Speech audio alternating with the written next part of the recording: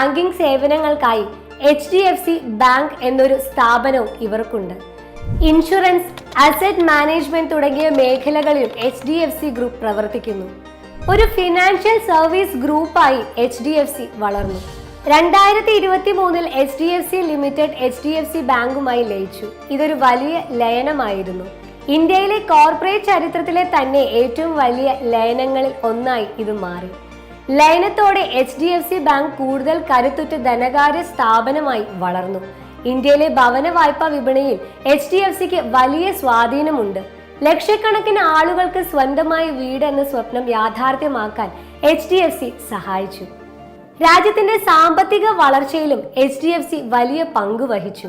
HDFC ഒരു സ്ഥാപനം മാത്രമല്ല, സാധാരണക്കാരുടെ ഭവന സ്വപ്നങ്ങളുടെ പ്രതീകം കൂടിയാണ്.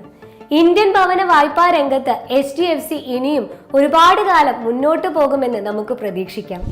ഈ വീഡിയോ നിങ്ങൾക്ക് ഉപകാരപ്രദമായി എന്ന് വിശ്വസിക്കുന്നു. കൂടുതൽ ഇൻഫോർമേറ്റീവായ വീഡിയോകൾക്കായി ഈ ചാനൽ ലൈക്ക് ചെയ്യാനും സബ്സ്ക്രൈബ് ചെയ്യാനും മറക്കല്ലേ. നന്ദി.